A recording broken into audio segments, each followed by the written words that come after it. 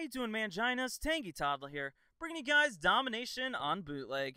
And this gameplay, I'm going to talk about violence in the video games. And I feel like a lot of people have not touched on this topic. And the reason that I am going to be talking about this is because obviously a lot of you guys have heard of the Batman shooting, as well as I believe the shooting was in Sweden, where that one guy went into that camp of children camp or whatever it was. I'm not sure what it was, to be honest with you. I kind of forgot. And shot up a bunch of people there. And a lot of people have pointed the blame on video games. And for instance, the reason for the Batman one, supposedly the people have said that he got addicted to online computer gaming, PC gaming, and that he would take his whole time and spend it playing these games. And then for the Sweden one, he talked about that he would practice on Call of Duty. He would use Call of Duty as a way to practice his shooting somehow or another. So a lot of ignorant people and a lot of people that don't really understand video games that are, I don't know, that think violent video games are just that. They're way too violent. They don't know what they're talking about. And here's my thing. I actually did a project on violent, violent media. So it covered TV shows, movies, music, and video games. I really didn't talk too much about video games. And this project topic was a speech. I actually talked about something that I didn't agree with. I talked about how violent in media needs to calm down. And here's what I want to say about it first. A lot of people are blaming the video games for these violent acts. That they're influencing these people and that they're changing who these people are to become violent. That's the stupidest thing I've probably ever heard. A lot of these cases is how you were raised. If you were raised well and with a good family, you're probably not going to be violent. But if you were raised under a bad circumstance with your family, you probably need to go get help and try to become less violent, you know what I mean? Anger management and get counseling. Because a lot of these people are just sick in their head. I play video games and I know there's a bunch of other people, like for instance, it's like C-Nanners. Just because like C-Nanners plays video games, he's not going to go around and shoot up somebody at a mall or movie theater. That's just stupid. You know what I mean? So these people have mental issues. It's not the video games that are causing people to have mental issues. Does that make sense? Because a lot of people like to have a quick fix. And that quick fix, they're taking it out on video games. But here's another thing I do want to say, is that to go back with the parenting, these games are rated M for mature.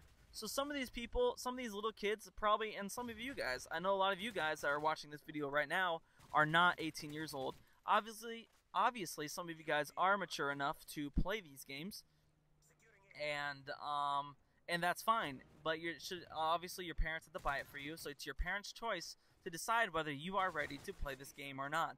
And the parents need to spend a little bit more time playing and being involved in the children's activities with these video games, learning what these games are for, learning how violent they really are, and whether your child should actually be playing these games, instead of blaming it just on the video games. So when you're a kid, and I know there's this, for instance, I read this story about this one kid who's 15 years old, and he shot up about 7 people and stole these cars, and he said that he learned it from GTA, Grand Theft Auto.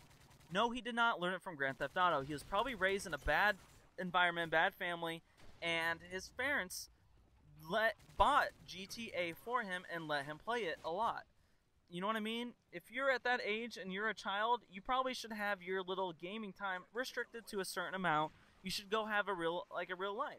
And even right now, I play video games a little bit too much, but at this point, I would not be playing video games nearly as much if I didn't do this channel. If I just played it socially, that's fine. But I'm saying you should try to go find other activities to do. But like I said, that does not mean you're going to be a violent person because you play violent video games. I really hate when people blame it on that. I know recently they have some stuff trying to get out against, I know there's a whole dilemma going on about video games, and they weren't going to, I forget what they're going to do, but they're going to make it either less violent or less, you're not going to be able to buy it until you're even higher than 18, like 21 or something. Because I don't know why people think, oh, because I play Modern Warfare and I'm pretty good at shooting a gun there, that's going to translate into me shooting a gun fairly well in person. No, it's not at all. You're not going to be able to drop shot or quick scope with a fucking sniper. You're not going to be able to hold a gun just because you can hold a controller. So, your thumbs are not what's really going to be shooting a gun or holding a gun or being accurate or even possessing a gun. You're still going to have to find a way to possess a gun. And there are some gun restrictions that I think should be enforced a little bit more for people not to be able to get guns so easily, or maybe even background checks. Because this guy, I heard the Batman guy, like, he had bombs all over his apartment. There's no video game in the world that's going to teach you how to set up these bombs. So people are just a little bit too quick to point out at these video games. And not only that, but also movies and I think music has more to do with influencing you on violence. For instance, there was a report that I did for this little speech I did against the violent media, which I really don't care about. Go ahead and watch all you want. Go ahead and listen to what you want. But video, movies and TV shows, that's, I think, a child watches, I don't remember what the number was, but 600 more deaths a year than a child did in the 80s or 90s on television. So there's a lot more, like, for instance, Law & Order, CSI, a lot more deaths on television than there ever has been. And there also is a lot in the movies. But also, there is a restriction on those too. TV 14 and the movies rated R, so you can't go to it unless you're with a parent. So basically, all this boils down to your parents being active in your daily life.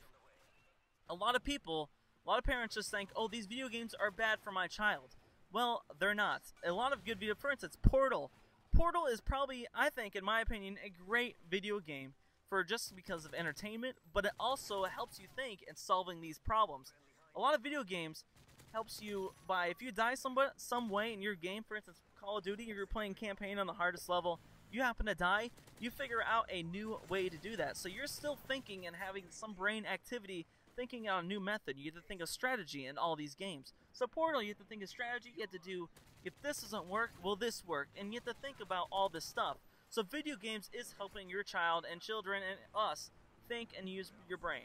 So a lot of people think, oh, you need to go out the video games, go do more stuff. And like you might be calling me a hypocrite right now because I said, oh, you guys gotta do more stuff then play video games.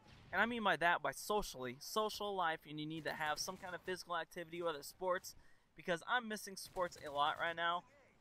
I would probably be more social right now if I didn't work all the time. But video games is also a good way to be social as well. So it actually helps you build friendships if you play online and just don't cuss every single person out in your lobby or call little kids squeakers or stuff like that. But if you can't tell, I'm kind of, I want to say devoted, but I want to say that I am really against parents and stuff saying, oh, video games are bad. Video games are so bad for my child. It's like, no, it's not. Go spend more time with them and go play the video game with yourself and learn how it helps you and helps your child, whether it's social life or not. And also, like I said, your parents need to be more involved in your life. You can't, they always complain like, oh, you're playing games for like 5 hours. Go play the game with them. Go play a game with them. You can't just, you know what I mean, just let them sit in front of the television as their little babysitter. I just can't stand that. Parents just avoid their children, so that's why their children does whatever they want, which is video games or whatever their outlet is. So, please, what are you guys' opinions, first of all? Do you guys agree or disagree with me, or do you have other opinions besides this? Do you think that video games influence violence? Do you think, for instance, GTA will cause a kid or child to be more violent if they play that game?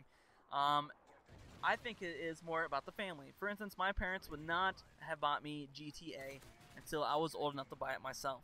So, and they've never seen me play the game, and I don't think it's one of the best games out there either, but I'm not going to go steal a car or shoot up a hooker just because I play Grand Theft Auto. So, that's my opinion. I might be wrong, but I think I'm right. You know what I mean? But, yeah, let me know what you guys think. Follow me on Twitter. Please like this video and subscribe if you haven't already, because, you know, you love me.